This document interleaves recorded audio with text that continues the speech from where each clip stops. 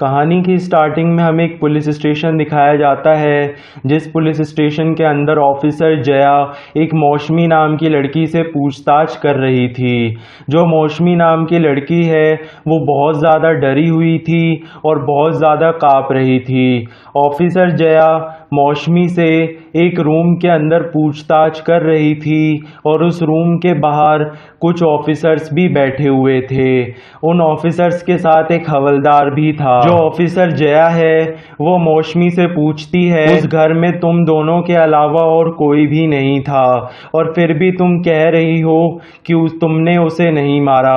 मौसमी डरते डरते कहती है कि मैंने उसे नहीं मारा, उसे पीड़ित प्रेत आत्मा ने मारा है। जया कहती है कि तुम झूठ बोल रही हो, ये तुम्हारी एक इमेजिनेशन है और तुम ऐसा अपने आप को बचाने के लिए बोल रही हो।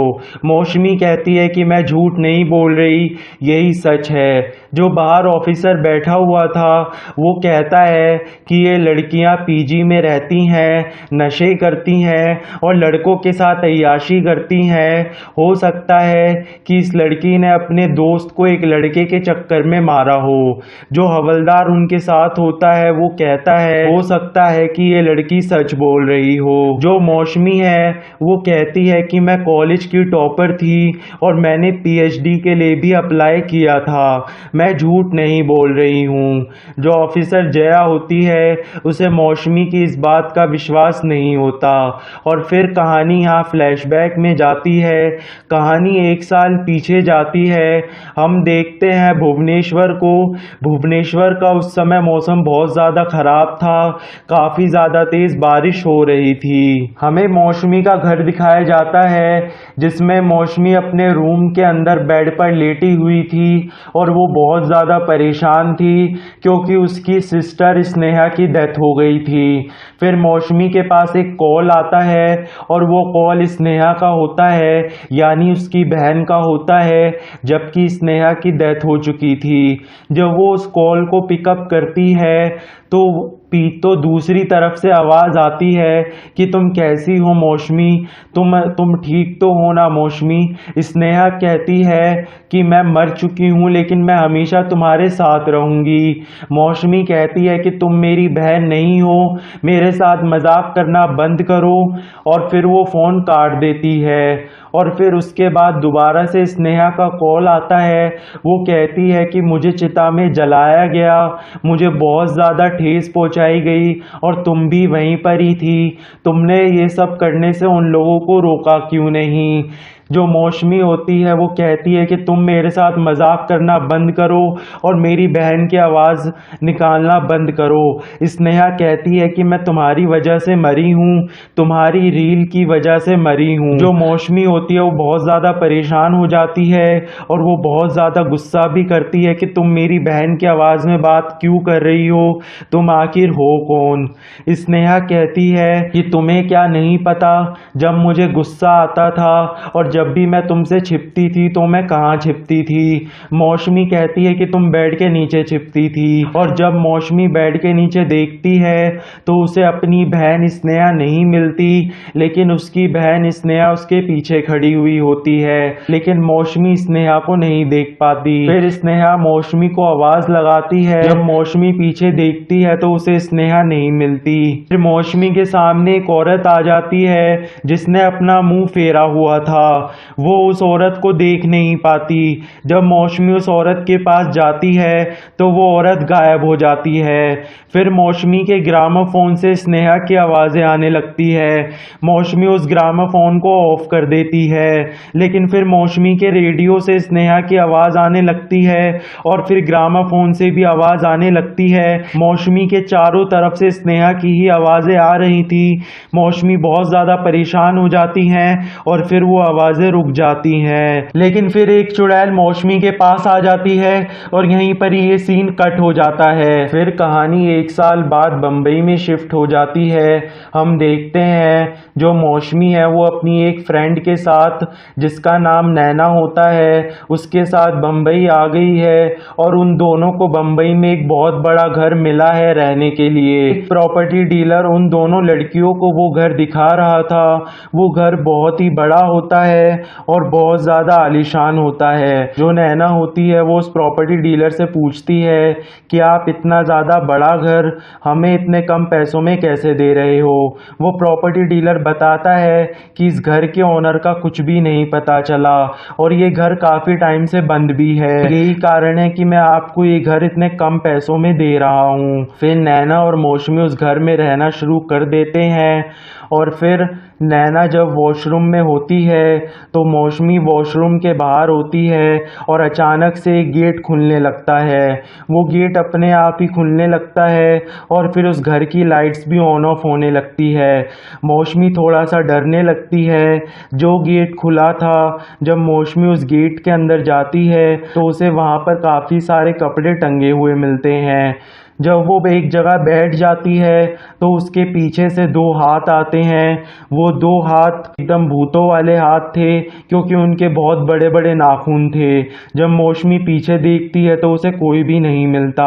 फिर जब मौसमी उस रूम से बाहर आती है तो उसे एक भूत दिखाई देता है।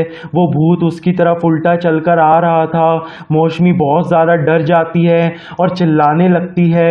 फिर नैना जब वॉशरूम से बाहर आती है तो नैना उसे चुप कराती है और उसे समझाती है कि तुम्हारी बहन को मरे हुए 1 साल से ज़्यादा हो चुका है, लेकिन आज भी तुम्हें ऐसे दौरे पड़ते हैं कि वो तुम्हारे सामने हो।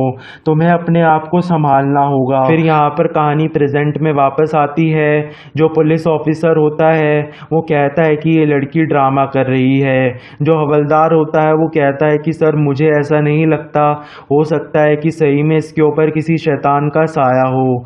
जो मौसमी होती है वो जया से कहती है कि आप मेरी बात का प्लीज़ विश्वास कीजिए, मैं झूठ नहीं बोल रही हूँ। जया कहती है कि तुम्हें ये आत्माएं कब से दिख रही हैं। जया कहती है कि तुम अपनी इस हालत का कोई ट्रीटमेंट ले रही हो या नहीं।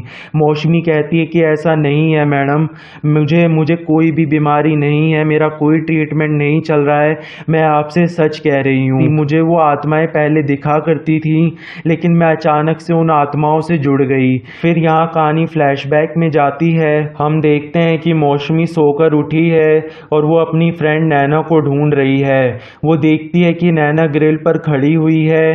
जब मौसमी नैना को आवाज़ लगाती है तो नैना की तरफ मौसमी अजीब तरीके से देखती है और फिर नैना ग्रिल से कूद जाती है। जब मौसमी ग्रिल के पास जाकर देखती है तो मर चुकी है और नैना के सर से बहुत ज़्यादा खून भी निकल रहा है। मौसमी ये सब देखकर बहुत ज़्यादा डर जाती है और रोने लगती है। फिर नैना के पास एक आत्मा आ जाती है जिसका चेहरा बहुत ही ज़्यादा डरावना लग रहा था। और फिर कहानी प्रेजेंट में वापस आती है।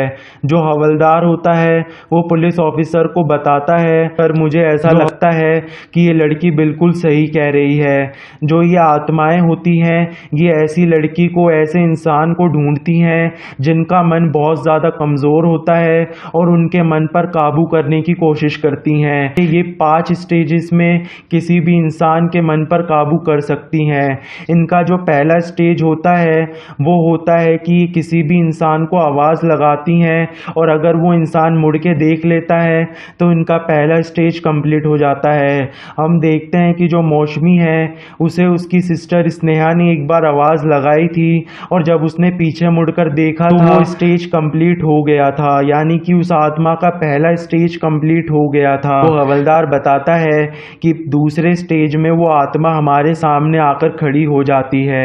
फिर हम देखते हैं कि जो मौसमी होती है उसके सामने भी एक आत्मा आकर खड़ी हुई थी और फिर वो आत्मा गायब हो गई थी। हमें पता चलता है कि उस आत्मा का दूसरा स्टेज भी कंप्लीट हो गया था। वो हवलदार बताता है कि तीसरे स्टेज में वो आत्मा हमें छूती है। अगर उसने हमें छू लिया तो उसका तीसरा स्टेज भी कंप्लीट हो जाता है।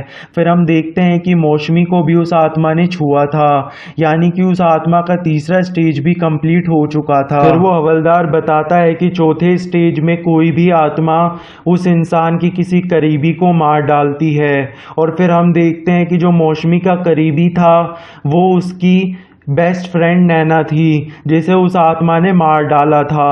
और फिर हमें यहाँ पता चल जाता है कि उस आत्मा का 4th स्टेज भी कंप्लीट हो चुका था। मौसमी जो होती है उसके सामने वो आत्मा अचानक से आ जाती है।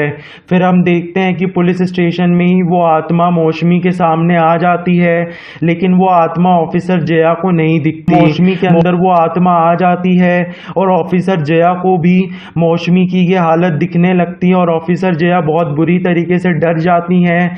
जो उस रूम के बाहर पुलिस वाले होते हैं वो भी बहुत ज़्यादा डर जाते हैं। फिर वो हवलदार बताता है कि उस आत्मा का 5वां स्टेज होता है वशीकरण, यानी कि वो इंसान को अपने वश में पूरी तरीके से कर लेती है और दूसरे लोगों को हानि पहुंचाना शुरू कर देती है।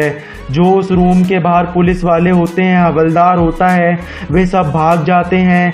जो ऑफिसर जया होती है वो उसी रूम के अंदर बंद हो जाती है और वो आत्मा ऑफिसर जया को मार डालती है और यहीं पर ये कहानी ख़त्म हो जाती है।